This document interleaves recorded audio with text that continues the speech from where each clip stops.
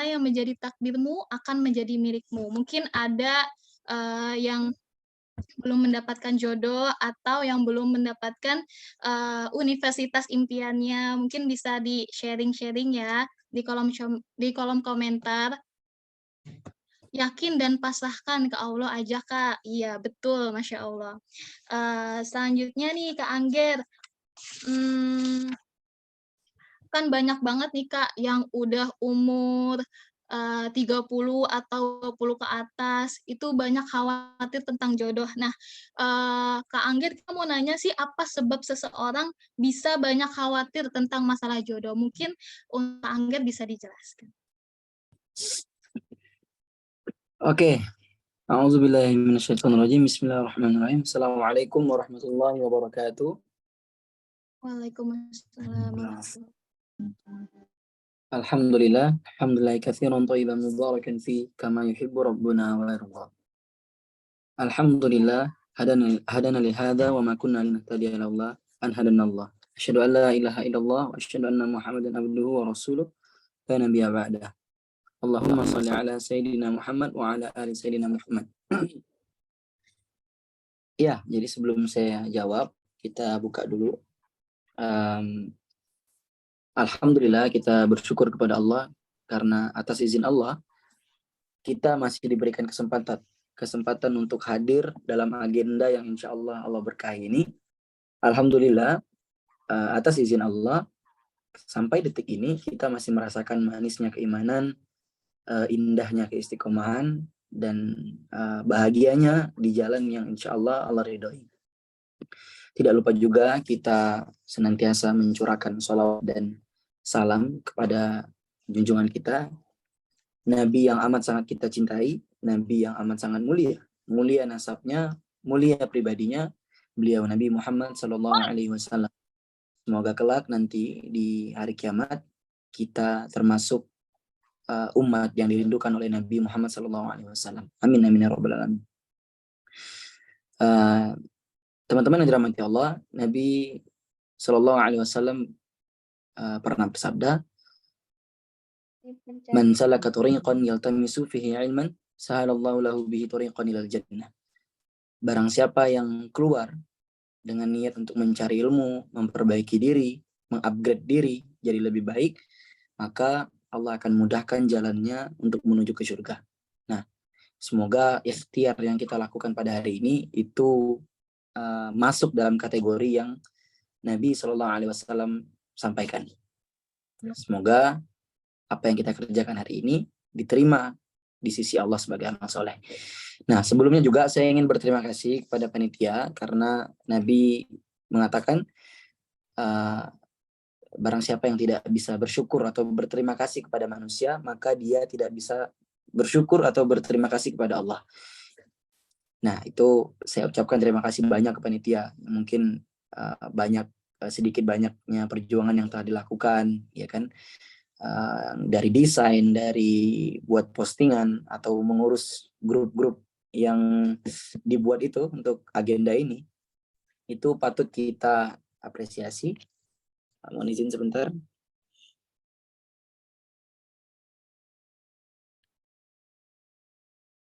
Semoga apa yang teman-teman panitia lakukan itu Allah terima sebagai amal soleh. Allah jadikan wasilah dihapuskannya dosa-dosa di masa lalu dan mengalir pahalanya untuk kedua orang tuanya. Amin amin ya rabbal alamin. Jadi tadi pertanyaannya, apa sebab khawatir mengenai masalah jodoh? Kan? Teman-teman yang dirahmati Allah, kita pada malam hari ini dipertemukan dalam agenda yang berjudul apa yang menjadi takdirmu maka akan apa deh? Saya lupa. Apa yang menjadi takdirmu maka akan kembali kepadamu, gitu ya. Ya, kurang lebih seperti itu. Nah, Allah Subhanahu wa taala berfirman dalam surah An-Naba ayat 8, "Wa khalaqnakum azwaja." Jadi Allah mengatakan bahwa dan kami ciptakan kalian berpasang-pasangan. Nah, ini pertama yang harus teman-teman pahami dulu, harus teman-teman hafalkan dulu. Insya Allah udah pada hafal ayat-ayatnya. Jadi Allah menciptakan kita itu berpasang-pasangan. Jadi nggak ada yang sendiri gitu loh. udah ditetapkan, udah ditentukan. Jadi jauh-jauh hari sebelum kehidupan ini dimulai, Allah itu udah menetapkan siapa pasangannya, antara siapa dengan siapa, antara ini dan itu, contohnya. Jadi hanya saja yang membedakan itu waktu ketemunya itu beda-beda, caranya seperti apa itu beda, dan di mana tempatnya itu beda-beda antara kita dan yang lainnya. Nah, jadi sebenarnya dengan memahami ini saja itu sudah cukup membantah overthinkingnya teman-teman di setiap malam, teman-teman yang berpikir mungkin yang umurnya udah 20 ke atas. Ini kok kenapa hilal jodoh belum kelihatan? Kenapa si dia ini nggak ada apa ya, muncul-munculnya gitu loh, nggak ada tanda-tandanya. Ini udah cukup untuk membantah pemikiran apa atau overthinking teman-teman semua gitu loh. Dari judul aja udah cukup. Jadi kan itu perkataan Umar bin Khattab kan. Jadi apa yang ditakdirkan untuk engkau, apa yang ditakdirkan untuk engkau itu tidak akan mungkin lari dari engkau. Apa yang telah ditakdirkan untuk Anda tidak akan mungkin lari, tidak akan mungkin meleset, tidak akan mungkin salah alamat. Mau seperti apapun orang-orang itu ingin menghentikan, ya apa yang sudah ditakdirkan itu tidak akan mungkin meleset, pasti akan sampai gitu loh. Begitu juga apa yang tidak ditakdirkan untuk teman-teman semua, apa yang tidak ditakdirkan untuk kita, mau seperti apapun perjuangan yang kita lakukan sampai jungkir balik, salto-salto, ya itu tidak akan pernah sampai ke kita, tidak akan pernah menjadi milik kita gitu loh. Nah, dengan memahami konsep ini sebenarnya sudah cukup, sudah amat sangat cukup sekali buat teman-teman agar tidak overthinking, agar tidak khawatir mengenai masalah jodoh, ya kan? Mungkin juga khawatir kenapa ini jodoh belum kelihatan, apakah Allah tidak memberikan saya jodoh, apakah saya senaas ini nasib saya, apakah seprihatin ini sampai umur 20 lebih belum terlihat hilal jodohnya. Nah, kadang yang membuat orang khawatir ya tadi itu, tidak memahami konsep ini secara benar gitu loh. Sebenarnya kalau dia udah paham, ya kalau memang itu takdir dia, ya udah itu akan jadi milik dia gitu loh. Kalau memang bukan ya sampai kapanpun ya nggak akan bisa. Jadi tadi itu yang perkataan Umar bin Khattab, apa yang telah ditakdirkan untuk kita itu tidak akan pernah meleset, pasti akan sampai ke kita. Dan apa yang tidak ditakdirkan untuk kita, maka itu sampai sebesar apapun perjuangan kita itu tidak akan mampu, tidak akan mendapatkannya. Nah, jadi kalau memang belum kelihatan hilal jodohnya, yang sabar aja, ikhtiar dan fokus untuk mempersiapkan, memperbaiki diri, lihat apa yang kurang, ngajinya udah benar belum. Kalau ngajinya masih salah-salah, ngajinya masih amburadul, gimana mau bangun rumah tangga loh, gimana mau memimpin rumah tangga, diri sendiri aja belum beres gitu, ya kan? Jadi jangan khawatir, jodoh udah ditetapkan, yang penting kita ikhtiar gitu loh. Jadi juga ada beberapa teman-teman yang mungkin mengira kalau sampai sekarang belum dapat jodoh, belum terlihat hilalnya, itu jangan-jangan Allah sedang menghinakan saya gitu loh. Jangan-jangan Allah sedang memberikan saya ujian karena dosa saya. Ya bisa jadi. Cuman jodoh atau pasangan itu, ya itu bukan patokan kemuliaan teman-teman. Bukan patokan kemuliaan. Jadi orang yang nggak punya pasangan itu berarti hina. Berarti sedang dihinakan oleh Allah. Berarti dia masuk neraka dan sebagainya. Enggak seperti itu. Kita contoh saja Ibunda kita Maryam, bagaimana beliau menjadi salah satu wanita yang amat sangat mulia dan satu-satunya wanita yang namanya disebut secara gamblang di dalam Al-Quran. Saya tanya, beliau siapa suaminya? Tidak ada. Beliau tidak punya pasangan, tapi beliau amat sangat dimuliakan. Maka itu tadi, jodoh itu bukan patokan kemuliaan. Jadi nggak ada jodoh bukan berarti hina. Ada jodoh juga bukan itu mutlak menjadi mulia gitu loh. Jadi jangan salah kaprah. Nggak menikah, belum menikah atau belum punya jodoh itu bukan dihinakan. Nah, karena itu bukan patokan kemuliaan. Nah, jadi saran saya ketika mungkin sampai sekarang belum terlihat hilalnya, coba kita mending muhasabah aja. Kita lihat niat kita. Ketika kita sebelum-sebelumnya memutuskan untuk hijrah, untuk memperbaiki diri, apakah niat kita itu sudah benar? Nah, jadi hijrah kita itu niatnya seperti apa? Apakah kita berubah karena alasan lawan jenis? Atau karena kita ingin mendapatkan si dia. Aku hijrah, aku ingin ikut kajian dan sebagainya.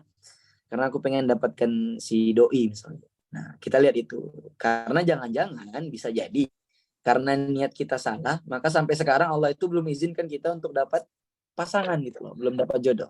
Nah, kita khawatirkan itu. Jangan-jangan kita salah niat. Nah, gimana? Benar nggak? Ya, tapi saya yakin sih, yang hadir di Zoom ini insya Allah niatnya semua lurus. Niatnya semua bagus. Lillahi ta'ala, insya Allah. Insya Allah ya. Nah, jadi saya respect sebenarnya, respect terhadap teman-teman Jovisa ini, Jovisa ya, ya. Karena teman-teman tahu sendiri, mungkin sedikit banyak fokus saya itu di konten saya itu yang membahas tentang perzinahan anak-anak muda, pacaran atau teman tapi mesra atau sebagainya. Nah, itu pembahasan saya. Jadi saya respect sekali. Saya, masya Allah, saya doakan yang terbaik buat teman-teman semua. Semoga istiqomah. Semoga Allah lancarkan segala macam urusannya. Ya, jadi untung teman-teman ini tidak memilih untuk pacaran. Karena kalau enggak, ya mungkin udah panas. Panas dengan sindiran saya di sosial media ya. Jadi teman-teman yang dirahmati Allah, jangan khawatir dengan jodoh. Karena jodoh itu udah bagian dari rezeki. Nah, rezeki itu kan konsepnya dirahasiakan teman-teman. Jadi rezeki itu dirahasiakan. Kenapa dirahasiakan? Ya sengaja biar teman-teman itu ikhtiarnya maksimal. Biar teman-teman ikhtiarnya maksimal. Jadi kalau udah dikasih bocoran jodohnya yang ini, ya udah santai-santai aja ya kan. Nggak usah coba untuk upgrade diri, memperbaiki diri atau menambah ilmu dan sebagainya. Jadi ini saya ngomong sampai habis atau mau disambung gitu? Atau saya ngomong sampai habis aja ya? Gimana? Panitia? Bebas untuk Kak Anggi, atau mungkin boleh dilanjut atau tanya jawab nggak apa-apa? Ya udah dilanjut aja ya. Iya, boleh. Oke, siap. Jadi teman-teman semua yang dirahmati Allah, kawan-kawan, abang kakak, jangan takut perkara jodoh ya. Jadi karena abang-abang semua, abang kakak semua memilih untuk tidak berpacaran, tidak melalui jalur haram, jadi takut loh. Ntar gimana mau dapat jodoh, dapat istri, dapat suami. Nah, karena saya itu, ini sedikit cerita ya, pengalaman. Saya itu pernah dilontarkan pertanyaan yang lucu menurut saya. Kalau nggak pacaran, gimana kita mau nikah? Katanya gitu. Kalau nggak pacaran, gimana kita mau nikah? Kan kita nggak kenal. Ya nggak mungkin bisa nikah lah kalau nggak pacaran. Seperti itu. Jadi ya, saya katakan, siapa bilang? Banyak sekali kok yang menikah tanpa pacaran. Emangnya kalau pacaran udah pasti nikah? Enggak juga kan? Banyak kok yang pacaran udah selesai urusannya, udah selesai hajatnya, ya udah pisah, nangis, menyesal dan sebagainya. Karena Islam sudah mengajarkan teman-teman. Ya mungkin teman-teman sudah tahu bagaimana proses ta'aruf, khidbah dan sebagainya. Bisa cari di YouTube ya kalau nggak tahu ya. Nah, gimana proses pernikahan secara syar'i. Jadi sebagian kita itu ya alasannya gini ya, kalau nggak pacaran gimana kita bisa nikah, gimana kita bisa dapat jodoh gitu loh. Sebentar.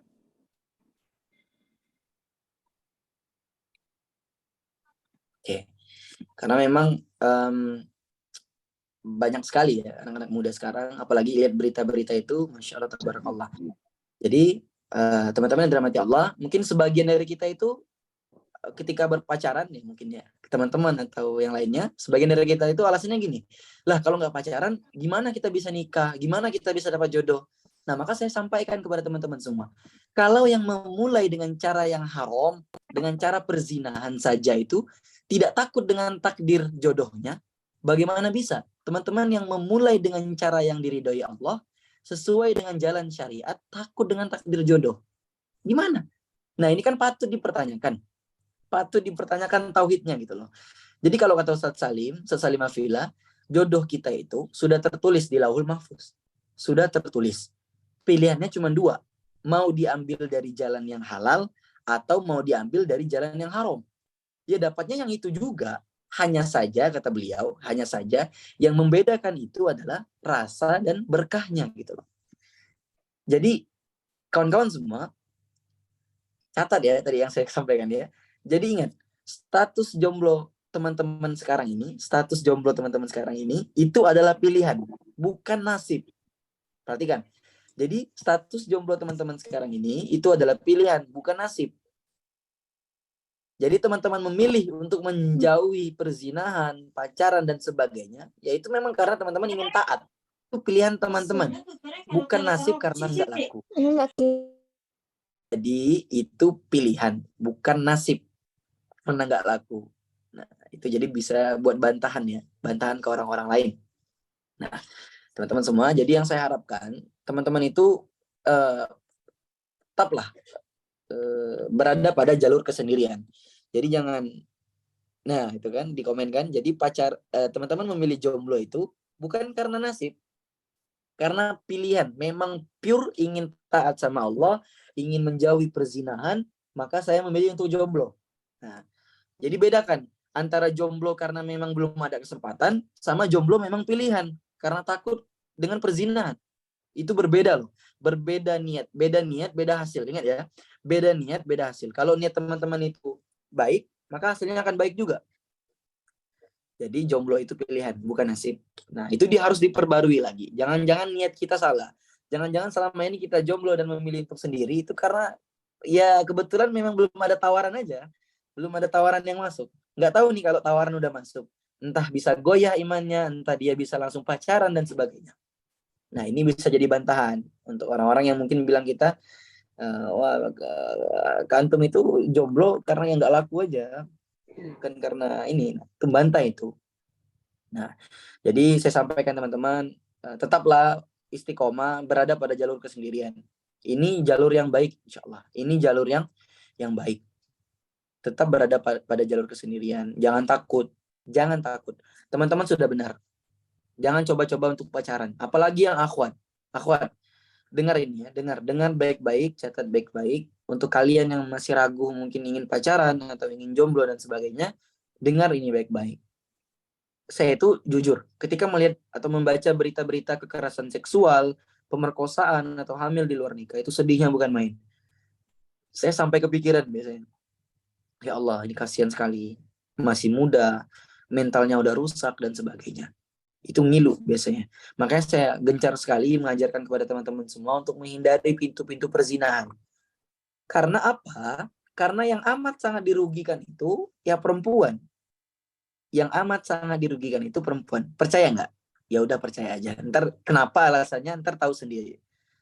Pasti. Dalam perzinahan itu yang paling dirugikan itu perempuan.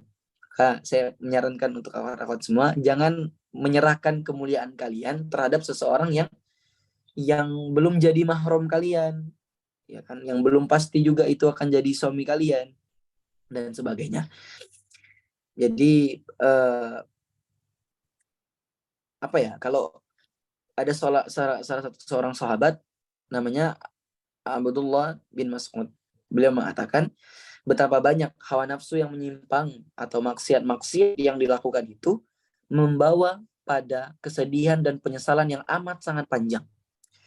Jadi maksudnya apa? Saya ulangi ya, catat baik-baik. Kata Abdullah bin Mas'ud, beliau mengatakan betapa banyak hawa nafsu yang menyimpang atau maksiat-maksiat yang dikerjakan itu membawa pada kesedihan, penyesalan, kegundahan yang amat sangat panjang.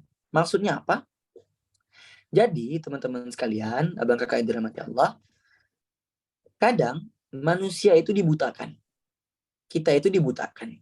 Kita semua manusia dibutakan. Kita mengira, orang-orang mengira ketika melakukan maksiat, dia akan merasakan kenikmatan yang amat sangat panjang. Kenikmatan yang begitu menggembirakan, ya kan? Mereka mengira kalau maksiat yang mereka kerjakan ini, misalnya perzinahan atau sebagainya, itu akan istiqomah gitu loh, akan panjang. Akan nikmatnya itu akan terasa amat sangat lama, berhari-hari atau berminggu-minggu. Nah, namun ternyata, teman-teman sekalian, mereka hanya mendapatkan kesedihan, penyesalan, kegundahan, hati yang tidak enak, yang berkepanjangan. Jadi harap-harap mendapatkan kebahagiaan, kenikmatan yang panjang, justru mereka mendapatkan penyesalan, kesedihan yang amat sangat panjang. Memang benar, contoh, kalau orang pacaran, misalnya orang pacaran, perempuan, laki-laki, dan sebagainya, apabila na'udzubillah dia melakukan perzinahan, maka Kira-kira menyesal nggak nanti di kemudian hari? Oh, menyesal. Apalagi mereka tidak menikah gitu loh, tidak sampai menikah. Maka si perempuan ini akan merasakan penyesalan yang amat sangat panjang. Dia telah melepaskan mahkota kemuliaannya, ya kan? Mentalnya bisa terganggu dan sebagainya. Itu contohnya. Contoh dari perkataan Abdullah bin Mas'ud ini. Jadi memang benar. Jadi awalnya orang-orang yang mengerjakan maksiat itu, dia itu mengira kalau maksiat yang mereka kerjakan itu akan panjang. Namun ternyata justru sebaliknya, mereka merasakan kegundahan, kegalauan. Ya Allah, kenapa?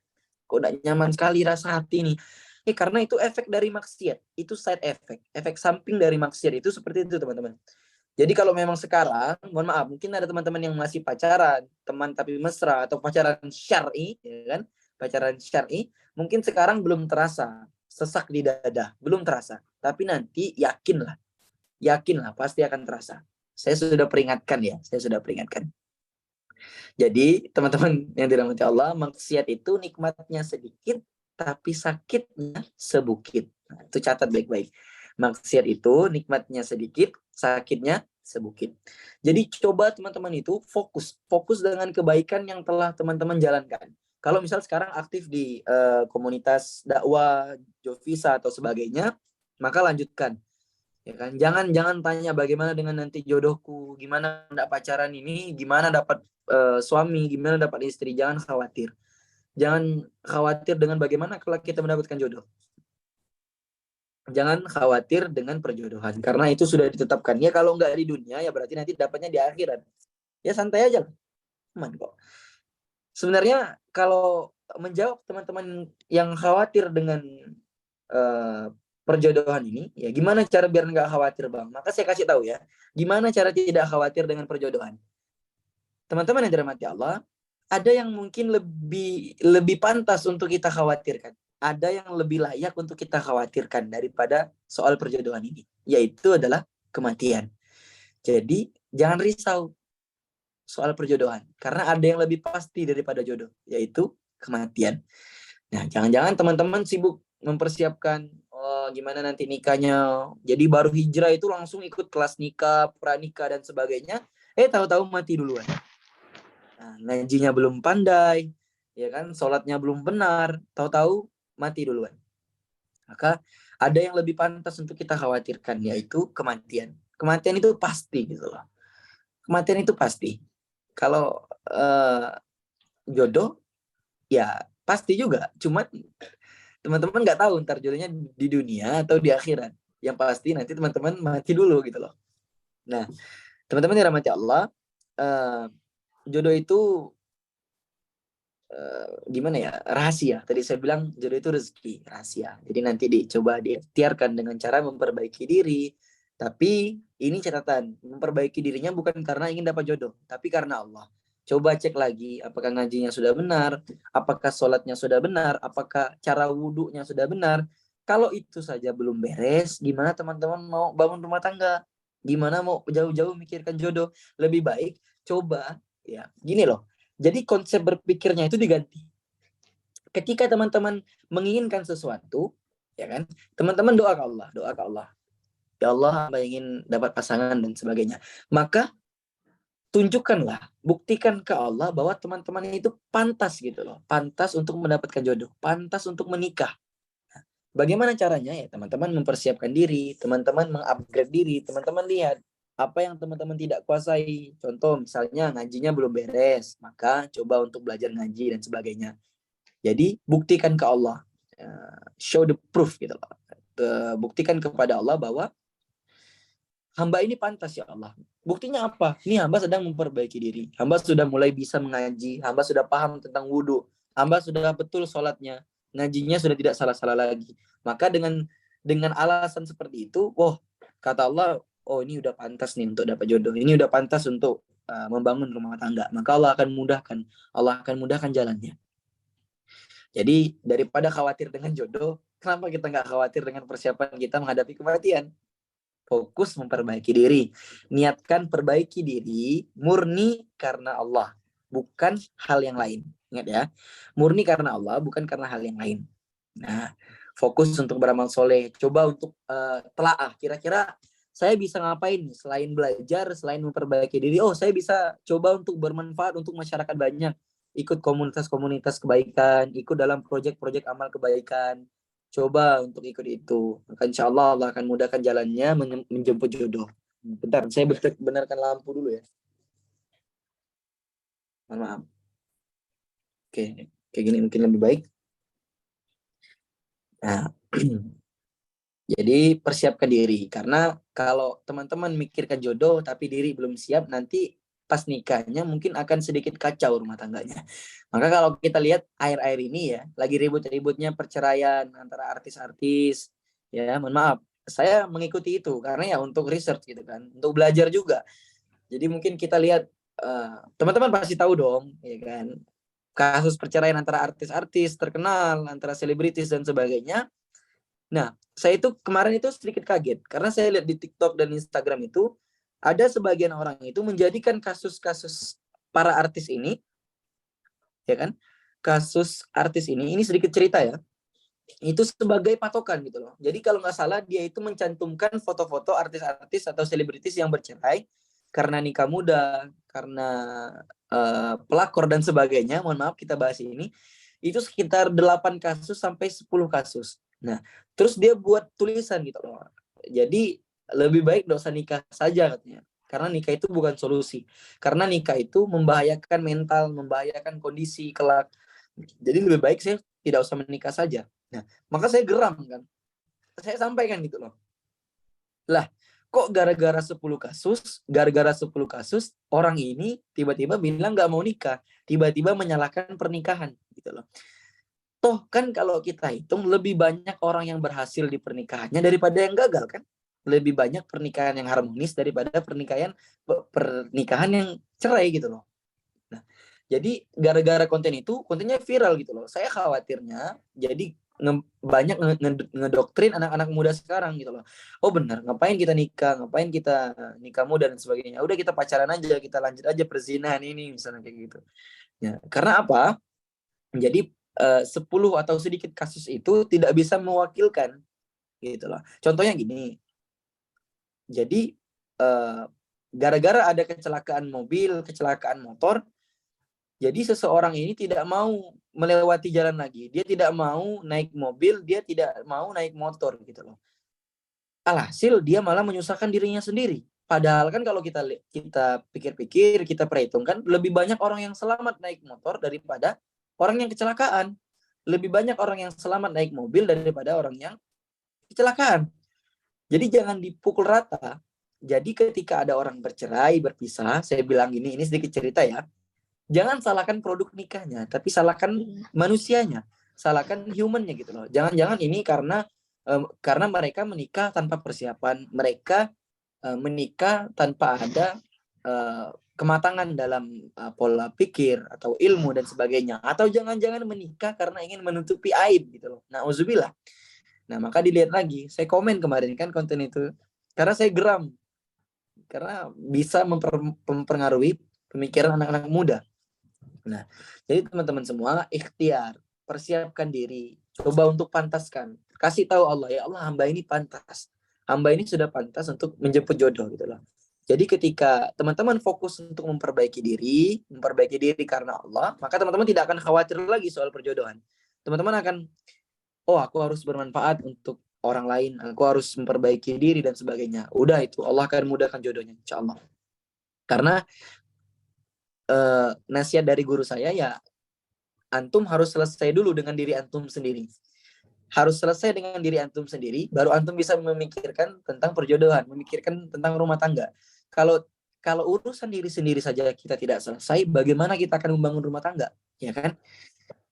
Sholat masih bolong-bolong, ngaji masih berantakan, sholat masih nggak paham, dan sebagainya. Gimana mau bangun rumah tangga? Nah, maka lebih baik ketika teman-teman ada ngelihat sahabat-sahabatnya yang memutuskan untuk hijrah atau memperbaiki diri, coba untuk nasihatkan, belajar dari ngaji, belajar dari baca Quran, belajar dari dasar-dasar fikih atau fikih-fikih sholat dan sebagainya, sebelum melangkah ke kajian pranikah, kajian tentang nikah-nikah, karena khawatir niatnya rusak. Nah, ada juga kan yang bertanya, ini kita sambil santai-santai aja ya. Ada juga yang bertanya, Bang, gimana kalau saya doa gitu, doa ke Allah, saya minta dia gitu, Bang. Saya sebutkan nama dia, Bang. Saya itu udah rela bangun tahajud, Bang. Jam 3 subuh, jam 2 subuh, jam 4 subuh hanya untuk doa ke Allah agar dia jadi agar dia jadi jodoh saya, Bang.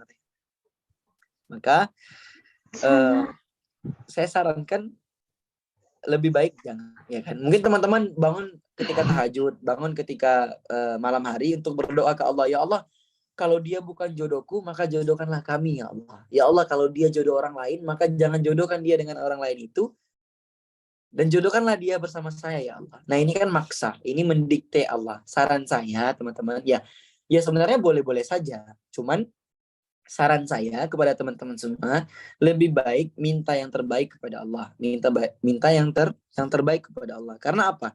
Karena Allah tahu mana yang baik untuk kita dan mana yang buruk untuk kita. Kalau teman-teman memaksakan untuk menyebutkan nama dia, ya kan? Karena khawatir ketika tidak dikabulkan, teman-teman malah kecewa. Teman-teman kecewa, teman-teman berburuk sangka kepada Allah, akhirnya teman-teman kufur gitu loh. Allah tidak mau kabulkan doa aku kan pengen jodoh sama dia, aku pengen nikah sama ikhwan impianku, aku pengen nikah sama akhwat impianku. Maka saran saya, minta ke Allah, minta yang terbaik, jangan mendikte Allah. Karena kalau teman-teman maksa nih, ya Allah tidak mau tahu, pokoknya aku hamba ingin sama dia, hamba ingin sama fulan, hamba ingin sama fulana, itu pasti bahagia sekali ya Allah, hamba mau sama dia. Akhirnya ya Allah kabulkan, tapi Allah kasih dengan cara yang tidak baik, teman-teman. Contohnya apa? Teman-teman yang dirahmati Allah, uang 10 juta dikasih dengan cara lemah lembut, ya kan? Ini uang 10 jutanya semoga bermanfaat ya, kamu semoga sehat-sehat terus, semoga urusannya lancar, semoga uang ini jadi berkah dan sebagainya. Itu lebih baik daripada kita dikasih uang 10 juta, pecahan koin, ya kan, kotor pula, bau, terus dilempar ke muka, terus kita dimaki-maki sama orang yang kasih. Dasar miskin, nggak punya uang, nggak akan kaya-kaya kamu. Kamu ini menyusahkan orang lain saja. Benar nggak? Jadi kalau kita maksa Allah untuk kasih dia sebagai jodoh kita, ya nanti Allah kasih. Cuman Allah kasihnya pakai lempar gitu loh. Nih, ambil. Jadi plus minusnya tanggung sendiri ya, karena kau yang minta dia jadi jodoh kau, jadi buruk baiknya tanggung sendiri, makan tuh. Nah, itu lebih bahaya. Maka saran saya sering menyarankan teman-teman yang bertanya seperti itu, doa saja, doa ke Allah, minta yang terbaik, jangan mendikte Allah, karena Allah tahu yang terbaik ya. Jadi ya terserah Allah sajalah, terserah Allah saja. Ya, tidak mesti dia, kalau kata Ustaz Salim itu, tidak mesti dia, yang penting karena dia. Tidak mesti dia ya Allah, yang penting karena engkau ya Allah. Di siapapun yang terbaik itu terserah Allah. Nah, minta yang terbaik pada Allah, sambil ikhtiar untuk berubah jadi lebih baik. Kenapa saya terus-terusan menekankan ini? Karena teman-teman yang dirahmati Allah, banyak sekali kasus tadi itu, dia memperbaiki diri ya karena ingin mendapatkan jodoh, karena ingin mendapatkan ikhwan, karena ingin mendapatkan akhwat. Ujung-ujungnya ketika tidak Allah kabulkan, ketika Allah persulit, ya dia kufur gitu loh. Dia berburuk sangka kepada Allah. Percuma aja udah capek-capek ngaji, capek-capek belajar Quran, capek-capek belajar sholat, tapi tidak dikasih jodoh. Nah, maka akan rusak dia nanti. Maka keimanannya akan goyah dan sebagainya. Jadi ikhtiar, berusaha untuk memperbaiki diri, doa kepada Allah, minta yang terbaik, sisanya tawakal. Terus ridho dengan apa yang Allah tetapkan gitu loh. Nah, kalau kata-kata yang viral itu ya kan, ya udah biar Allah saja yang atur. Kemarin aku coba untuk mengatur, berantakan semua gitu. Jadi hidup ini kita serahkan ke Allah. Yang penting kita sudah ikhtiar, doa, minta yang terbaik, sisanya terserah Allah. Maka teman-teman semua jangan khawatir terhadap jodoh, karena jodoh sudah ditakdirkan, sudah ditetapkan. Nah, maka kita doa aja. Karena itu tadi kata Ustaz Salim, jalannya antara dua, kita jemput dengan cara yang baik atau cara yang buruk. Kita dapat dengan cara yang baik atau cara yang buruk. Maka kita doa ikhtiar yang terbaik. Nah, jadi ketika Allah telah menetapkan jodoh, menetapkan apapun itu untuk kita harus ridho. Nah, Gimana kita agar bisa menerima takdir? Nah, bagaimana agar kita bisa menerima takdir Allah? Yaitu ya kita ridho dengan apa yang Allah tetapkan. Ridho dengan apa yang Allah tetapkan. Karena yakin kalau apapun yang Allah tetapkan itu adalah kebaikan untuk kita. Itu pasti yang terbaik untuk kita. Itu adalah pilihan yang paling tepat untuk kita. Tanamkan itu sebagai mindset. Oke? Jadi apapun yang Allah tetapkan untuk saya, apapun yang Allah tetapkan untuk perjalanan hidup saya, maka itulah yang terbaik. Itulah yang terbaik. Nah, ada perkataan dari Syekh Mutawalli Asy'arawi. Nah, teman-teman boleh catat ini besar-besar, catat besar-besar. Ini perkataan dari Syekh Mutawalli tentang takdir. Takdir itu adalah yang terbaik untuk kita. Ketika ditetapkan, maka itu yang terbaik. Karena itu keputusan Allah. Nah, kata Syekh Mutawalli Asy'arawi, beliau salah seorang mufassir dari Mesir, beliau mengatakan seperti ini. Catat baik-baik ya. Andai manusia itu tahu maksud dibalik takdir yang Allah tetapkan untuknya, niscaya ia akan menangis. Ia akan menangis sejadi-jadinya karena telah berburuk sangka terhadap apa yang telah Allah tetapkan. Dia telah seuzon dengan Allah. Jadi kata Syekh Mutawalli Asy'arawi, andai manusia itu tahu betapa takdir yang ditetapkan untuk dia itu adalah yang terbaik, maka dia akan menangis karena dia pernah berburuk sangka kepada Allah. Ya Allah, kenapa Engkau tetapkan seperti ini, ya Allah? Hamba kan tidak mau yang seperti ini. Kenapa Engkau berikan hamba yang seperti ini, ya Allah? Hamba tidak bisa yang seperti ini, ya Allah. Maka dia akan menangis. Itu pesan dari Syekh Mutawalli Asy'arawi, ya. Pahamkan, jadikan quotes. Nah, print, pajang di dinding. Jadi itu belajar ridho gitu loh. Kalau yang Allah tetapkan itu adalah yang terbaik untuk kita. Itu akan membuat kita jadi lebih baik. Andai manusia itu tahu, kata beliau, maksud dibalik takdir dari apa yang telah Allah tetapkan itu, niscaya manusia akan menangis. Menangis jadi-jadinya. Karena telah berburuk sangka terhadap apa yang telah Allah tetapkan. Percaya bahwa skenario Allah itu adalah yang terbaik. Itu adalah yang terbaik. Nah, coba catat besar-besar tadi ya. Hidup ini biar Allah saja yang mengatur. Karena kemarin aku coba untuk mengatur sendiri, berantakan semua.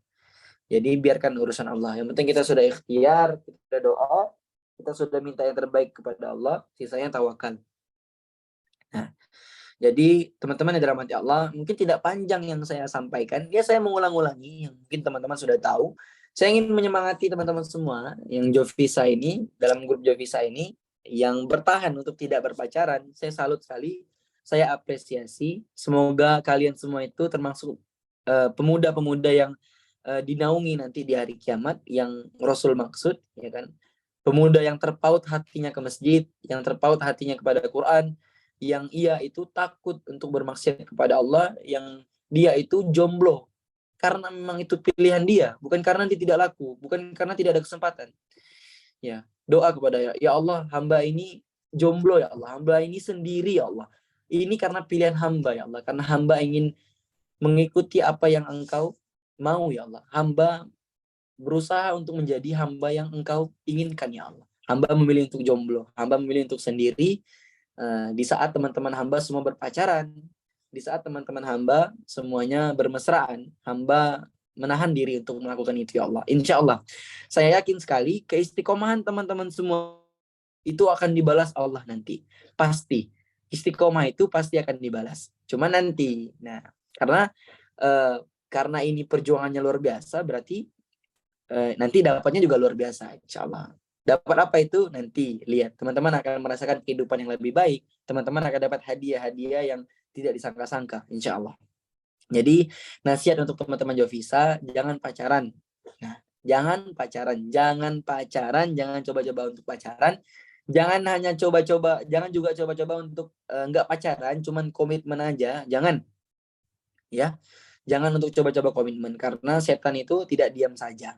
Karena maksiat itu bisa datang dari pintu manapun, dari TTM atau dari cinta-cinta lokasi, komunitas-komunitas hijrah, itu bisa. Ya, bahkan saya yakin sekali di antara teman-teman semua ini pasti ada beberapa yang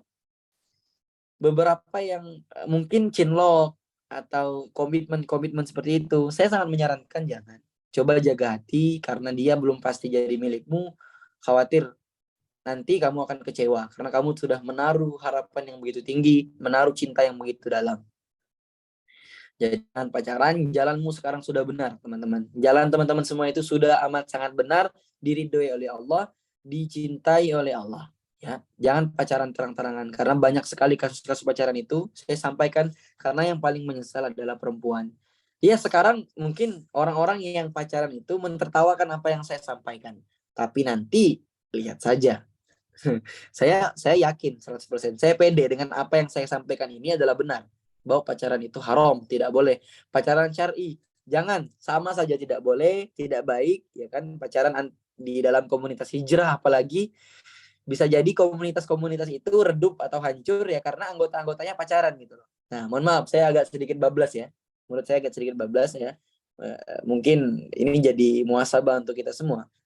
Jangan-jangan komunitas-komunitas hijrah sekarang itu banyak yang redup karena anggota-anggotanya itu isinya pacaran semua, cinta-cintaan, bangunin tahajud. Untuk apa bangunin tahajud?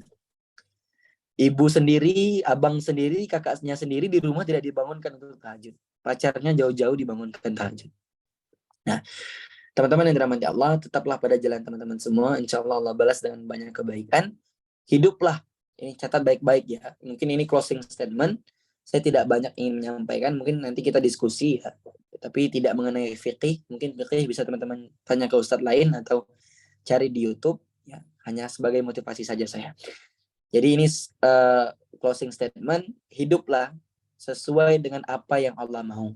Bukan sesuai dengan apa yang hawa nafsu kita mau. Nah, kita hidup dengan aturan, kita punya prinsip, ya. Aturan yang Allah tetapkan itu ya seperti lampu merah. Bukan lampu merah, maksud saya lampu lalu lintas. Coba saja teman-teman melanggar ketika lampu merah. Maka ya paling minimal teman-teman akan diteriaki oleh orang. "Oi, lampu merah, jangan melanggar." Atau paling parah ya teman-teman ditabrak mobil, ditabrak motor. Maka begitu juga kehidupan. Ketika aturan-aturan itu dilanggar, maka tunggu saja teman-teman akan terjatuh, teman-teman akan mengalami keterpurukan, babak belur dan sebagainya. Tunggu saja. Percaya apa yang saya omongkan ini adalah benar. Teman-teman percaya Quran kan? Nah, ini Quran yang melarang. Jangan mendekati zina, jangan berzina dan sebagainya. Kalau teman-teman percaya Quran, harusnya teman-teman yakin gitu loh dengan balasan-balasan orang-orang yang melakukan perzinahan. Jadi tetap semangat teman-teman semua. Jangan um, jangan terlalu berekspektasi tinggi dengan perjodohan, fokus terhadap diri sendiri. Maka saya lebih prefer kepada orang-orang yang dia fokus memperbaiki dirinya gitu loh. Tapi tahu-tahu tiba-tiba nikah aja, ya kan? Enggak yang heboh-heboh, upload tentang nikah-nikah, upload tentang ini itu, tahu-tahu ya enggak nikah-nikah. Karena dia fokus ke situ, dirinya masih kurang, serba berkekurangan dari ilmu, fisik, mental dan yang lainnya. Maka fokus kepada diri sendiri untuk memperbaiki apa-apa yang kurang. Fokus, saya sampaikan fokus saja, insya Allah Allah memudahkan. Buktikan ke Allah bahwa antum itu pantas untuk diberikan jodoh. Udah, selesai aja. Jangan overthinking lama-lama, jangan overthinking terlalu jauh. Yang penting antum siapkan. Antum buktikan ke Allah kalau antum itu pantas untuk dapat jodoh. Maka Allah akan turunkan jodoh terbaik. Oke? Jadi mungkin itu saja yang bisa saya sampaikan. Itu dulu ya, itu dulu. Mungkin kita akan bertemu di lain hari. Wah, banyak sekali 300 orang. Ya, oh ada pertanyaan ya. Nanti saya serahkan ke panitia. Mungkin itu saja yang bisa saya sampaikan. Silakan panitia. Masya Allah. Baik, terima kasih banyak Kak Angger. Sama materi Kak Angger yang berikan ilmu ini selalu emes dan mudah dipahami bagi kami Sobat Jovisa. Berarti nyatanya memang takdir Allah selalu baik. Dan jangan takut soal jodoh karena Allah sudah menakdirkan setiap manusia berpasang-pasangan. Dan mari kita fokuskan yang utama yaitu memperbaiki diri, muhasabah diri dan pantaskan diri. Baik. Untuk itu kita mulai sesi tanya jawab ya. Mungkin Kak Angge. Boleh. Ya. Untuk Sobat Jovisa yang ingin bertanya silahkan untuk di kolom komentar. Nah ini Kak udah ada dari Kak Pika. Saya izin bacakan ya, Kak. Kak izin bertanya cara supaya istiqomah dalam kebaikan di tengah zaman yang bangga memamerkan maksiat. Oke, siap. Ingat, eh, ketika berhijrah itu jangan sendirian. Cari teman, cari komunitas. Makanya saya bilang bagus sekali untuk gabung-gabung komunitas seperti ini. Karena itu untuk memperkuatkan istiqomah teman-teman semua. Jadi istiqomah itu berjamaah, tidak sendirian. Nah, istiqomah itu berjamaah. Karena memang ini sudah tidak bisa dihentikan lagi. Pergejolakan kemaksiatan, perzinahan di zaman seperti ini, ya kita tidak bisa menghentikan lagi. Kita yang bisa kita lakukan adalah membalas dengan melakukan banyak menyebarkan kebaikan, banyak kajian atau menyebarkan video-video dakwah dan sebagainya. Nah, itu kita lawan dengan itu karena kita sudah tidak bisa menyentuhkan itu. Penuhkan lingkungan kita dengan hal-hal kebaikan. Coba untuk bermanfaat, coba untuk berjamaah, cari komunitas, jangan sendirian, ya. Sering ikut kajian. Karena kalau sendirian saya yakin nggak akan bertahan lama, kecuali memang kamu imannya luar biasa ya. Oke, itu aja mungkin. Kalau berarti jangan sendirian, karena kita selalu saling mengingatkan, cari teman yang memang satu tujuan.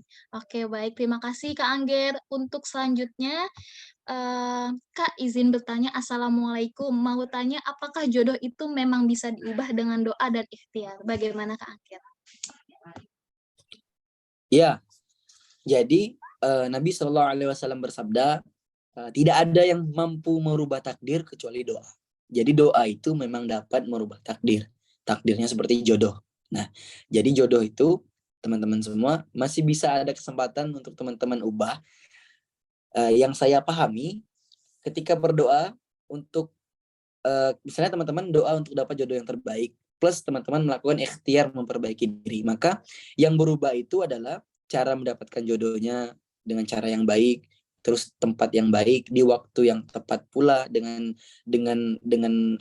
kenikmatan yang diridhoi oleh Allah gitu. Teman-teman juga bisa berdoa kepada Allah, ya Allah, hamba ingin jodoh yang terbaik. Maka insya Allah teman-teman akan mendapatkan sesuai dengan apa yang teman-teman doakan. Tapi harus berbanding lurus dengan ikhtiarnya. Teman-teman masih maksiat nih, masih mohon maaf, misalnya sekarang masih pacaran atau sebagainya, nanti udah mau nikah baru doa minta jodoh yang baik. Nah, ini kan tidak masuk akal gitu. Jadi doa ya minta yang terbaik kepada Allah, insya Allah Allah kasih yang terbaik plus ikhtiar yang baik juga. Nah, jadi maksudnya itu bisa diubah. Oke, boleh lanjut? Oke, baik. Terima kasih, Kak Angger. Nah, untuk selanjutnya nih, Kak, bagaimana jika akhwat duluan yang ngajak nikah ikhwan, Kak? Ada tips supaya hal tersebut tetap bisa menjaga harga diri dan kehormatan akhwat tersebut. Bagaimana, Kak Angger? Oke. Wah, ini Masya Allah ini ya. Bagaimana kalau akhwat yang memulai melamar atau ta'aruf dan sebagainya. Loh, itu tidak masalah. Jadi, teman-teman yang dirahmati Allah, kisah-kisah atau sejarah-sejarah yang telah berlalu itu ya untuk kita pelajari, untuk kita jadikan pelajaran. Seperti contohnya ibunda kita Sayyidatuna Khadijah, istri pertama Rasulullah, itu kan yang pertama memercik cinta gitu kan, atau yang pertama mengajak itu kan ibunda kita Khadijah. Jadi ini tidak sedikit pun menghinakan wanita, tapi caranya harus sesuai syariat, melalui perantara atau melalui orang tua. Sudah diskusi dengan orang tua, ma, pak, aku kira mungkin akan mau mengajukan diri kepada ikhwan ini dengan cara yang syar'i, dengan sesuai syariat, bukan antum ngechat sendiri gitu kan. Assalamualaikum ikhwan, saya akhwat ini, umur saya segini, saya ingin mengajukan diri saya untuk dinikahi. Nah, itu tidak sesuai, malah itu akan menjatuhkan harga diri kalian yang amat sangat mulia. Jadi contohnya sudah ada kok. Ibunda Khadijah itu menawarkan diri ke Rasulullah melalui perantara. Akhirnya beliau berdua menikah. Itu kan pelajaran untuk kita semua. Jadi akhwat, kalau memang ada laki-laki yang disukai, ada laki-laki yang dicintai, coba untuk diskusi ke orang tua, diskusi ke para ustazahnya dan sebagainya. Gimana nih, saya mau melamar ikhwan ini. Boleh? Coba ajukan diri Anda. Tidak masalah, itu tidak akan merobohkan kemuliaan Anda. Itu saja. Coba lanjut. Masya Allah. Berarti boleh ya Kak, akan tetapi tetap dalam syariat Islam. Wah, Ya, boleh. baik. Terima kasih Sangat-sangat banyak boleh. Kak. Baik, untuk selanjutnya pertanyaan yaitu, Kak, cara untuk membuktikan ke Allahnya gimana ya Kak? Apakah tetap ikhtiar? Gimana? Bagaimana menurut Kak, cara untuk membuktikan ke Allah apabila kita sudah pantas untuk mendapatkan jodoh, apakah kita tetap ikhtiar? Itu bagaimana Kak Anggir? Um, Mungkin maksudnya gimana cara membuktikan ke Allah. Iya, itu tadi yang saya sampaikan. Perbaiki diri, fokus ke diri sendiri, niatkan memperbaiki diri ini karena Allah, bukan karena jodoh. Jadi gini loh, saya ibaratkan seorang anak yang minta ke ibunya, minta, Bu, saya mau minta motor misalnya.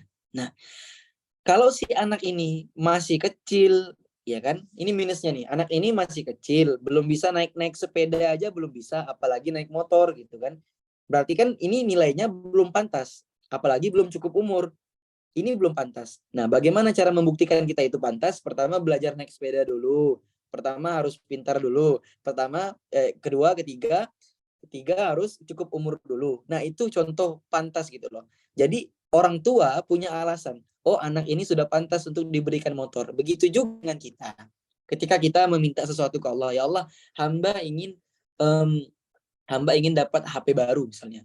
Maka buktikan ke Allah, ya Allah, buktikan ke Allah bahwa kalian itu pantas gitu loh. Ternyata kata Allah, anak ini punya HP yang jelek saja dipakai untuk dakwah, dipakai untuk memposting yang baik-baik, dipakai untuk dengar kajian, dengar ceramah, ya udah dikasih. Begitu juga dengan jodoh.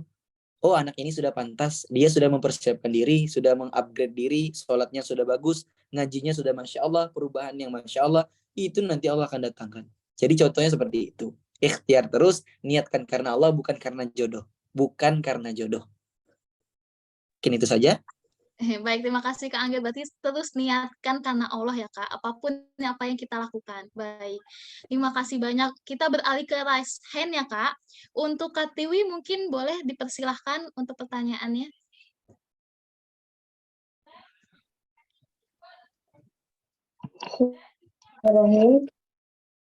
Assalamualaikum warahmatullahi wabarakatuh, Kak Anggar dan Sobat Devita semuanya. Iya, Kak Anggar, izin bertanya ya. Oh ya, sebelumnya saya mau ada Kak Mariam atas kesempatannya. Iya, jadi gini Kak, jadi saya itu adalah salah satu pelaku ta'aruf online ya, di salah satu aplikasi ta'aruf online yang saya ikuti. Nah, jadi kalau di sana itu kan apa ya, kita itu membuat CV, jadi nantinya bakal ada tukeran CV seperti itu. Nah, jadi ketika ada CV masuk, berarti kan mengajak saya taruh. Jadi begitu saya baca CV-nya, itu ya oke lah, gitu kan, bagus. Cuman saya ada keraguan gitu, kayak kalau misalkan taruh secara langsung itu kan kita bisa tahu apa ya, dia secara personalnya seperti keseharian dia, mungkin dia apakah ikut komunitas apa, terus keluarganya juga kita tahu gitu kan. Nah, sementara kalau di ta'aruf online ini kan namanya juga online, jadi kan nggak pernah ketemu secara langsung gitu ya, jadi ada keraguan juga gitu. Karena setiap orang juga bisa istilahnya apa ya, menjual dirinya dengan sebaik mungkin, ini loh saya gitu, apa ya, bisa di flexing lah istilahnya kalau sekarangnya. Jadi pertanyaannya adalah bagaimana sih cara yang tepat untuk kita bisa mengenal partner ta'aruf kita gitu supaya tidak salah dalam apa namanya, memilih untuk melanjutkan ta'aruf ini gitu. Terima kasih. Oke.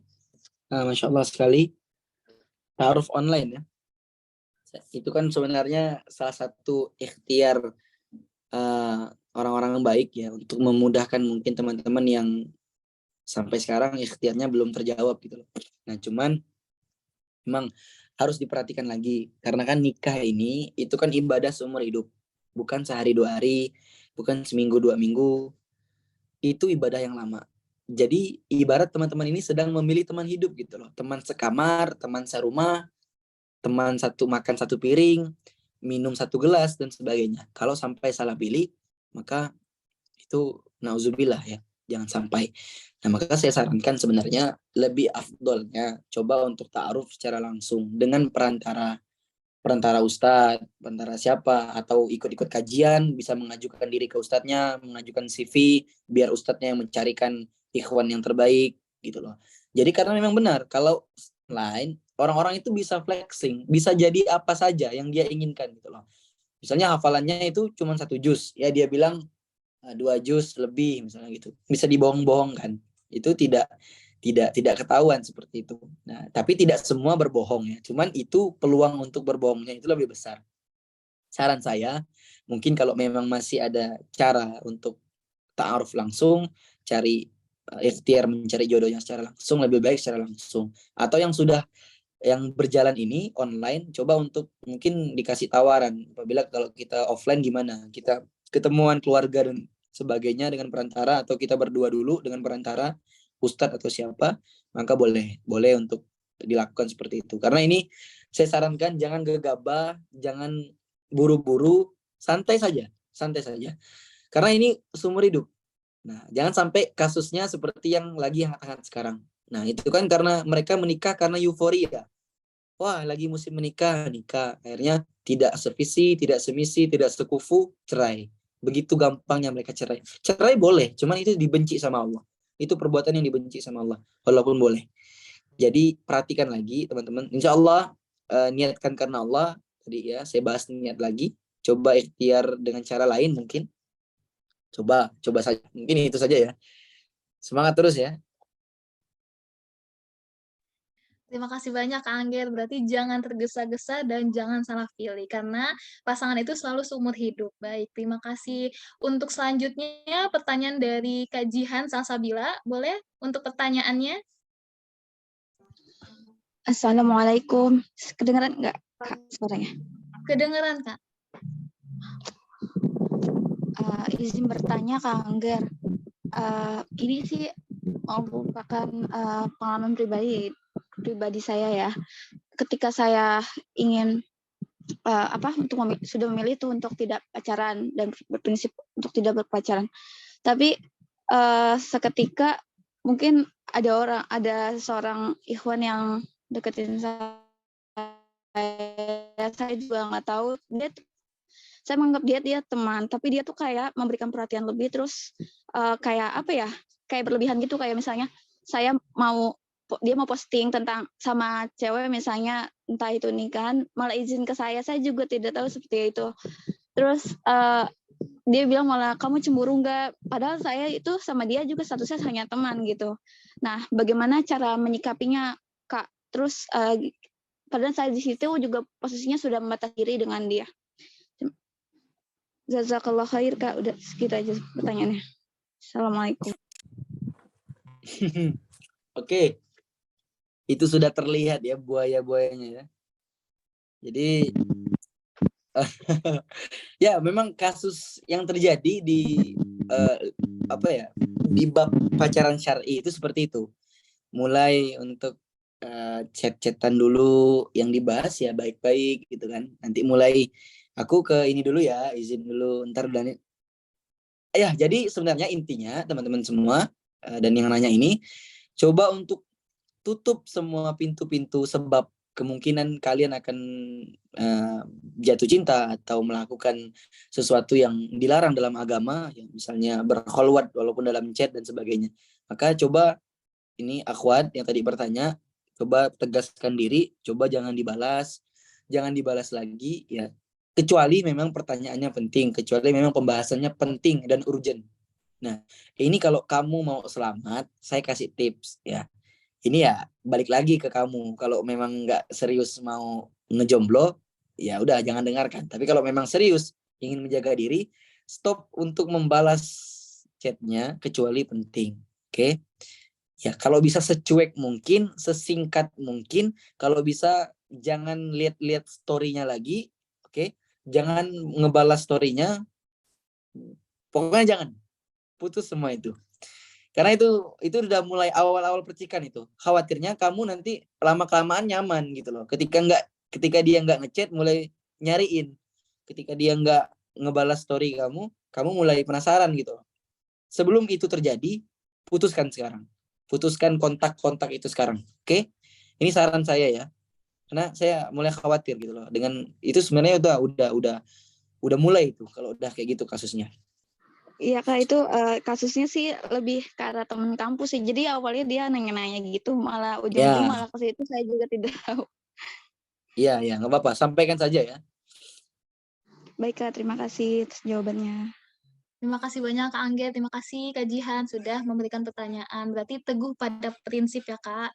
Baik, selanjutnya dilanjut ya Kak untuk Kak Ingrid. Boleh dipersilahkan pertanyaannya Kak Ingrid? Baik, Assalamualaikum warahmatullahi wabarakatuh. Waalaikumsalam warahmatullahi wabarakatuh. Oke, jadi saya ingin bertanya gini, kan ada beberapa orang yang berpikiran, kenapa ya saya kok masih jomblo gitu kan, kenapa ya saya belum mendapatkan pasangan segala macam gitu kan, dalam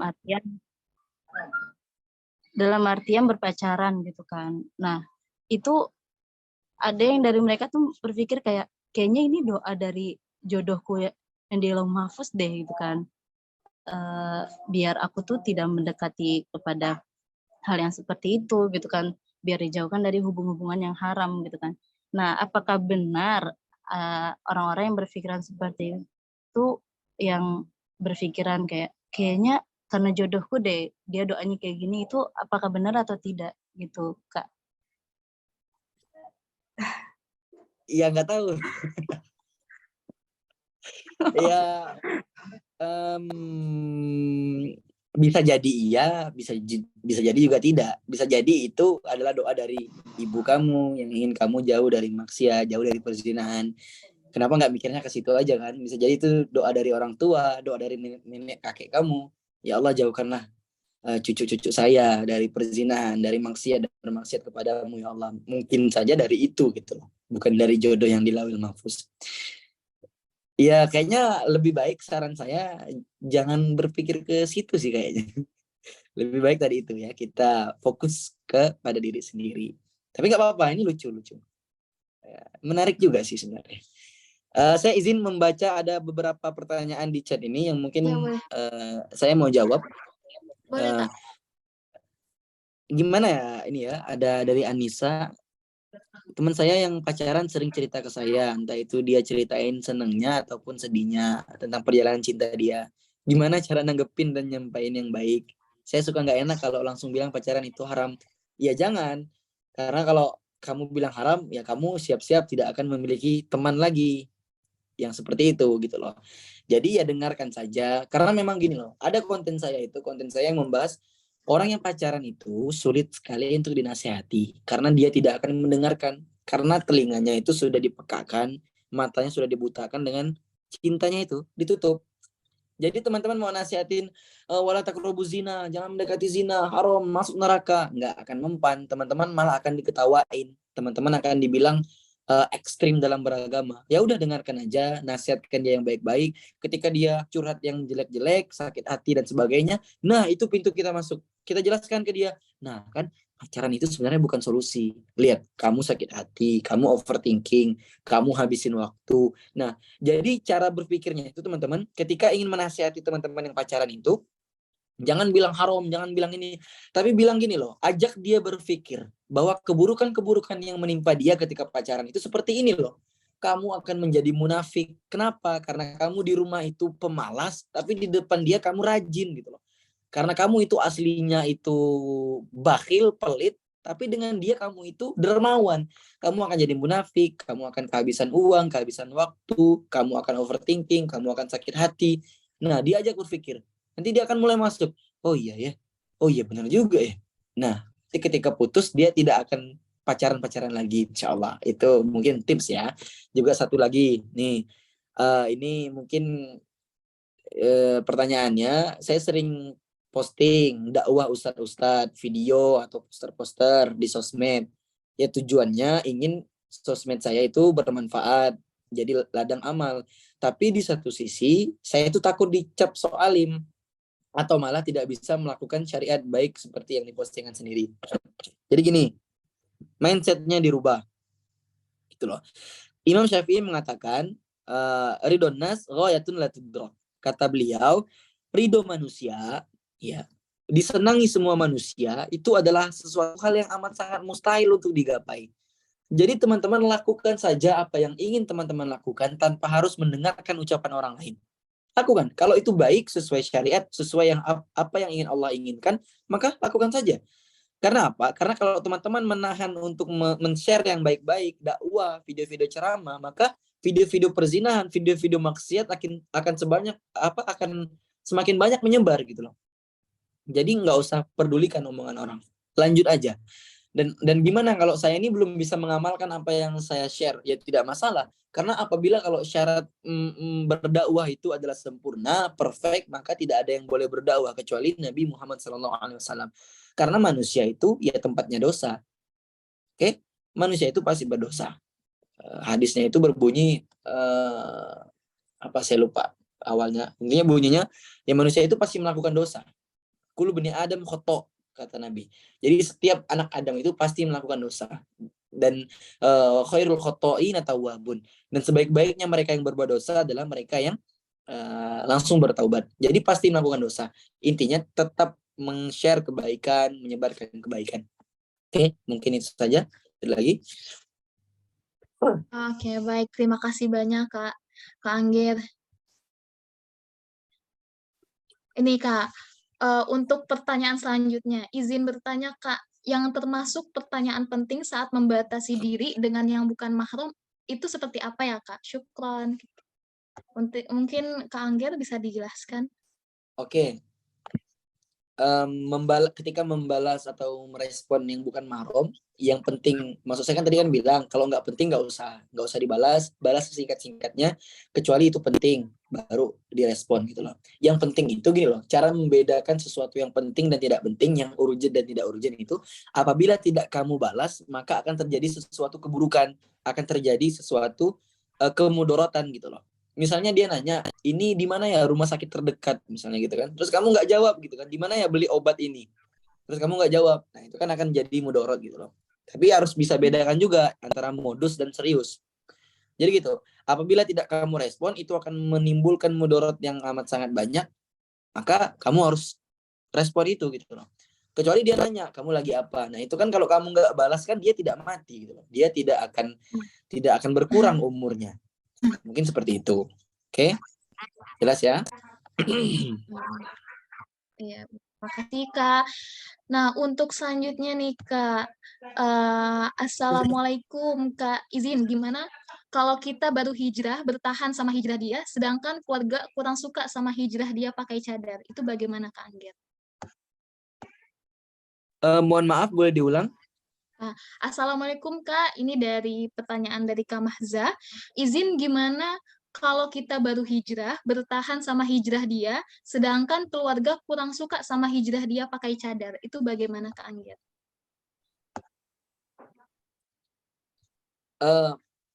Mohon maaf, siapa Kak Mariam ini? Saya minta ulangi sekali lagi.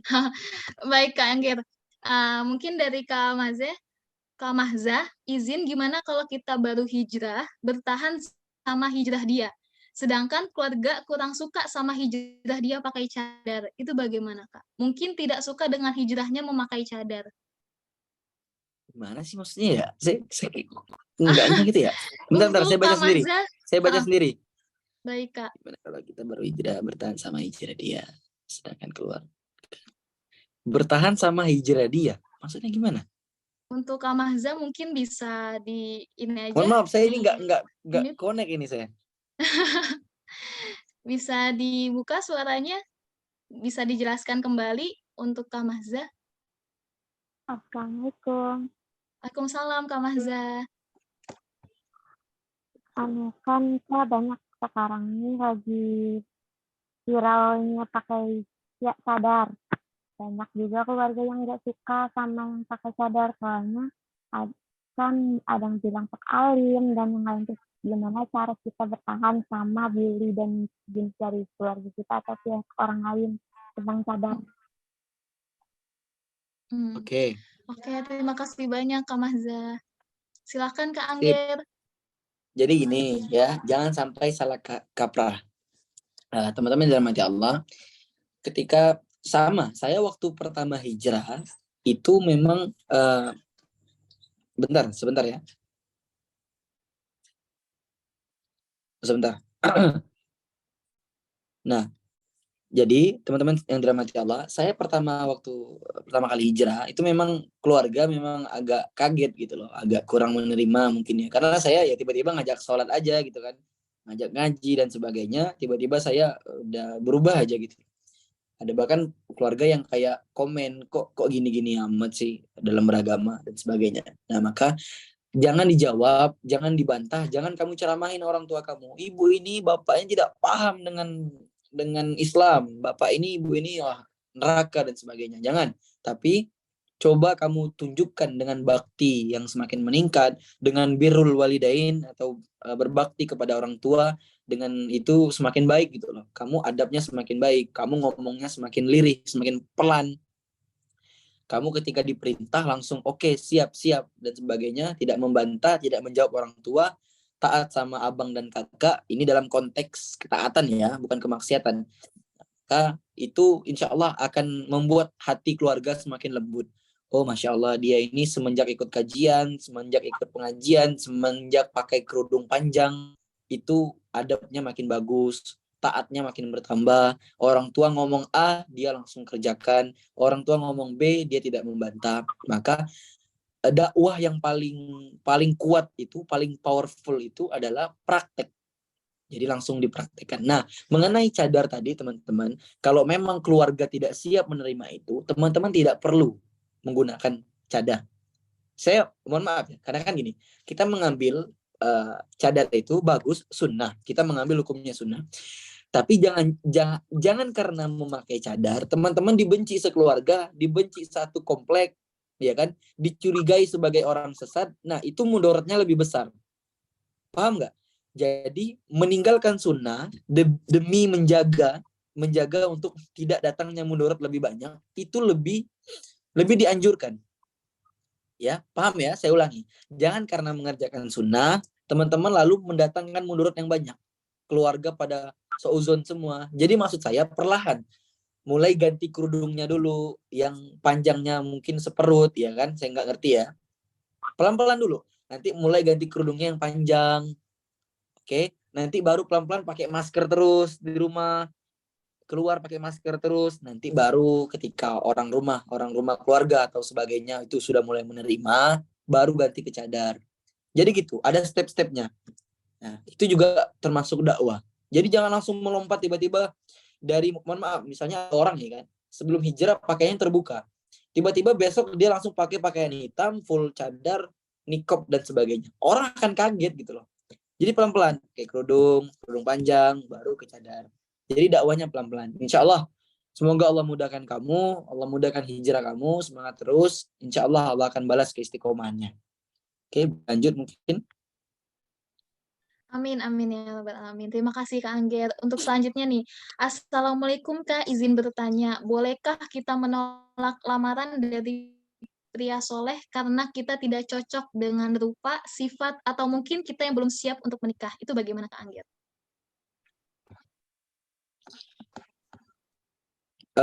Boleh. Saya baca pertanyaannya. Bentar. Mana tadi? Oke. Boleh. Jadi kamu boleh menolak karena memang tidak seret atau tidak pas. Itu makanya ada ta'aruf untuk perkenalan dulu. Karena khawatirnya kalau langsung dinikahkan ntar jadi berantem gitu kan, karena nggak cocok. Jadi boleh kamu menolak karena tidak cocok dengan rupa, sifat, atau mungkin karena kamu belum siap. Tapi jangan karena misal mohon maaf ya, fisiknya itu kurang gitu loh. Tapi agamanya bagus, segala macamnya itu penunjangnya bagus. Karena murni karena fisik kamu tolak, itu khawatirnya nanti yang datang setelah itu malah tidak lebih dari apa yang datang sebelumnya gitu loh. Jadi misalnya ikhwan pertama yang datang wajahnya kurang suka kamu kurang serg gitu loh. Tapi agamanya baik, ya agamanya baik, dari silsilah keluarganya juga agamanya baik dan sebagainya, penunjang yang lainnya bagus, kamu tolak. Nah, saya tidak menjamin yang datang setelah itu ya mungkin wajahnya lebih ganteng, tapi agamanya tidak ada yang menjamin. Jadi wanita atau laki-laki ya, carilah pasangan itu ya, yang penting itu ya agamanya dulu. Nanti baru wajahnya serk atau tidak. Karena kalau udah cinta nanti ya mau seperti apapun mukanya itu akan tidak bermasalah gitu loh. Ya. Jadi kalau mukanya ganteng gitu kan, tapi ternyata di rumah tangga tidak baik, maka ya percuma saja. Tapi nanti coba doa ke Allah, ya Allah, saya minta yang terbaik, nggak apa-apa ganteng, yang penting soleh gitu kan. Ingat ya, ya Allah minta yang terbaik, nggak apa-apa ganteng, yang penting soleh. Sip, oke itu aja. Baik.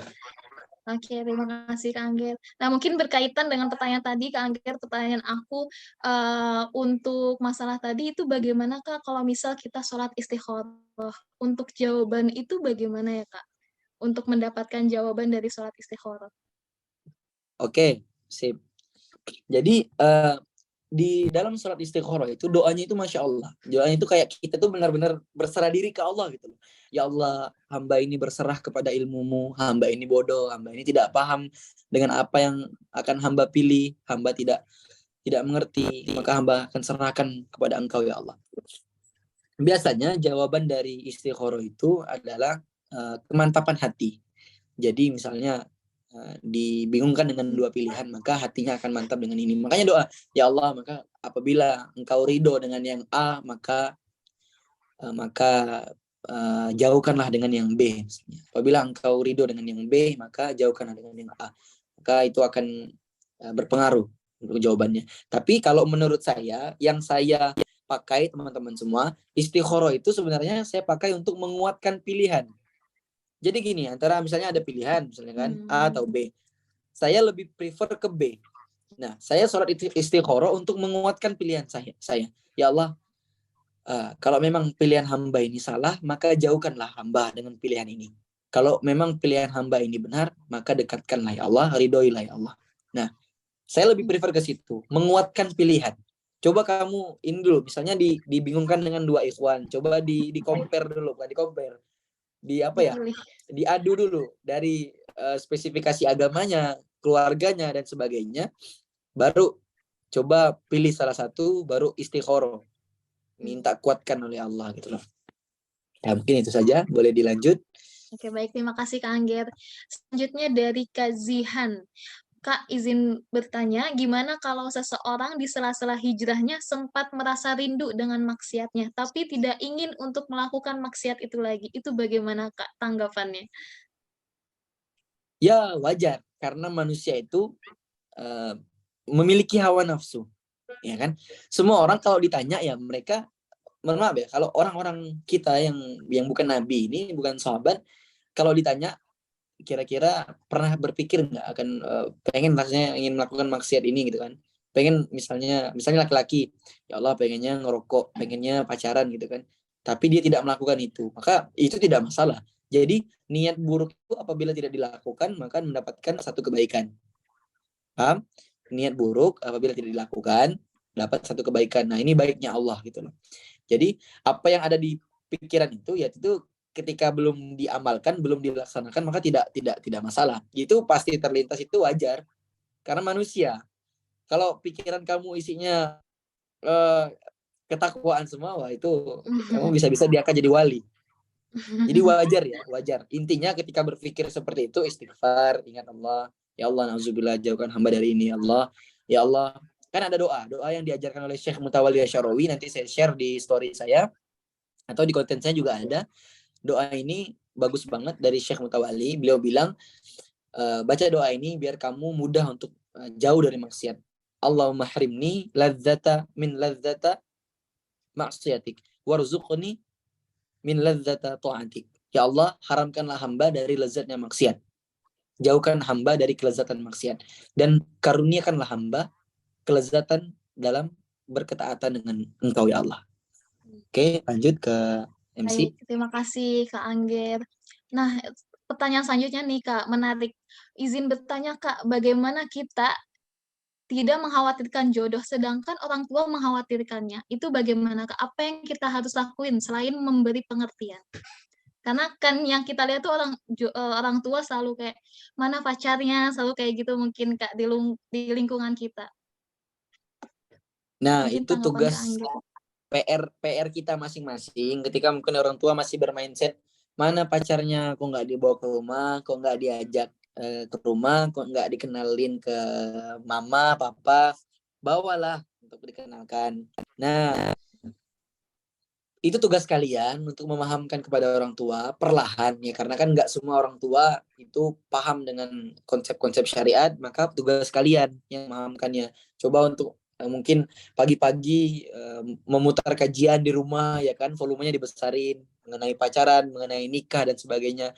Nanti lama-lama orang tua tuh dengar akhirnya paham. Itu tadi juga dengan adab-adab kamu yang berubah. Nah, kalau orang tua yang khawatir dengan nikah ya wajar, karena orang tua peduli dengan anaknya. Maka yakinkan dengan orang tua, masih ikhtiar Bu gitu kan, doakan dan sebagainya. Kalau memang ada jatuh cinta sama ikhwan atau sama akhwat, ngomong ke orang tua, jangan melalui pacaran. Ngomong ke orang tua, Bu, Pak, ini ada naksir ke ikhwan, naksir ke akhwat, gimana? Boleh enggak kita maju dan sebagainya. Kayak itu. Ya mungkin bisa juga orang tua khawatir ya karena kamu di rumah itu nggak ngapa-ngapain gitu kan. Makanya disuruh nikah aja udah gitu kan. Maka coba cari kesibukan. Iya, ya mungkin seperti itu sih. Oke, boleh lanjut. Baik, baik, oke Kak. Nah, ini selanjutnya nih Kak. Assalamualaikum Kak, bagi tips dong Kak buat perempuan yang circle pertemanannya tidak luas biar bisa ketemu jodoh, sedangkan kerja aja dari rumah, punya rumah pun jauh-jauh di luar kota. Jadi koneksi untuk mengenal laki-laki sangat kecil. Semoga berkenan menjawab bagaimana Kak Angger. Jadi untuk circle pertemanannya itu sedikit. Jadi bagaimana untuk bisa menemukan jodoh. Begitu. Oke. Sip. Kamu khawatir dengan jodoh karena circle kamu begitu kecil, kamu tidak memiliki teman. Memangnya kamu pikir para sahabiah, para sahabat-sahabat, sahabiah-sobiah atau sahabat perempuan itu mereka keluar rumah? Enggak kok. Jadi orang-orang salaf terdahulu, wanita-wanitanya itu ya di rumah aja, diam di rumah. Bayangkan nggak kerja, kamu masih mending ya, kerja masih main sosial media, mereka nggak kerja, di rumah aja, nggak ada Instagram, nggak ada Facebook. Yang kenal mereka ya paling kalau nggak tetangga depan rumah, samping rumah, atau keluarganya sendiri gitu loh. Tapi alhamdulillah mereka bisa nikah. Nah, jadi mungkin itu sedikit membantah sebenarnya. Nah, tapi memang pentingnya itu tadi saya bilang, kalau ada komunitas-komunitas ikutlah, kalau ada kajian-kajian datanglah. Ya, itu menambah teman kamu, menambah relasi kamu. Jadi ada berpeluang kamu akan semakin cepat untuk mendapatkan jodoh. Ya. Jadi cari teman, jangan introvert ya kalau bahasanya. Jangan diam-diam di rumah saja. Carilah. Mulai khawatir dengan umur ya. Oh, umur saya udah segini, saatnya saya lebih kuat untuk berikhtiarnya, untuk melengkapi segenap hati saya. Mungkin seperti itu. Mungkin boleh MC satu pertanyaan lagi ya. Baik, terima kasih Kak Angger. Mungkin tetap selalu berikhtiar ya Kak ya. Baik, untuk selanjutnya pertanyaan terakhir itu dari Kak Rahmi yang sudah raise hand dari tadi. Boleh dibuka suaranya? Untuk Kak Rahmi. Terima kasih Kak Mariam. Bismillah, Assalamualaikum warahmatullahi wabarakatuh. Mohon izin bertanya Kak Angger, yang ingin saya tanyakan karena saya sekarang kesibukannya adalah kuliah dan juga kayak untuk menghindari semacam kayak pergaulan yang berlebihan sama lawan jenis itu mungkin masih agak sulit ya Kak. Jadi bagaimana tipsnya? Maksudnya karena kan belakangan ini suka banyak kayak ngaji dan kayak lihat video-video yang memotivasi untuk bahwa yang terjaga itu untuk yang menjaga, atau sebaliknya. Nah, menurut Kak Angger, bagaimana tips untuk menanamkan itu, sedangkan lingkungan kita juga kurang mendukung seperti itu, Kak? Terima kasih. Ya, circle pertemanan itu bukan nasib, tapi pilihan. Jadi saya sedikit cerita ya. Saya waktu awal-awal hijrah itu circle saya masih teman-teman yang lama gitu loh. Teman-teman yang lama, teman-teman yang toxic ya. Jadi ya ketika memutuskan hijrah ya saya langsung cut mereka gitu loh. Saya tidak membenci, tapi saya tidak berbaur lagi dengan mereka karena sudah berbeda visi, berbeda misi, berbeda tujuan. Tapi itu sangat membantu dalam proses berhijrah. Mohon maaf. Nah, jadi mungkin untuk akhwat yang tadi bertanya, boleh untuk coba di filter lagi teman-temannya siapa yang ini. Kan kalau di kuliahan itu kan pasti ada komunitas-komunitas Islam ya. Coba masuk ke situ dan coba untuk membatasi diri, jangan terlalu lama mengobrol dengan ikhwan, jangan mungkin bercanda seperti itu karena setan itu tidak diam. Jadi dari pintu-pintu kecil itu ya kan, mungkin dari grup, terus tiba-tiba japri, nanya jadwal, nanya rumah, akhirnya mulai jatuh hati. Nah, biasanya mulai dari situ. Atau chinlock itu mulainya dari percakapan. Karena pernah ngobrol, ngerasa nyaman, akhirnya berlanjut sampai seterusnya. Maka coba untuk hindari itu. Tadi aja konsepnya sama. Kalau tidak penting, jangan dilakukan. Tapi kalau memang penting dan urgent, silahkan. Itu konsepnya, bermuamalah dengan lawan jenis. Oke? Jadi silahkan coba saring lagi teman-temannya. Jangan, kamu tidak bisa berteman dengan semua orang lagi. Maksudnya tidak bisa menjadikan semua orang itu sebagai teman dekat kamu lagi. Karena berbahaya. Kamu sedang proses memperbaiki diri. Karena lingkungan itu juga berpengaruh ya. Makanya saya bilang hijrah itu tidak bisa sendiri. Harus berjamaah. Cari kajian, cari komunitas hijrah. Gabung aja. Oke? Mungkin sedikit menjawab pertanyaan kamu. Kalau tidak, semoga nanti Allah kasih jawaban ya. Mohon maaf. Jazakallah khair. Barakallahu fikum. Silakan panitia.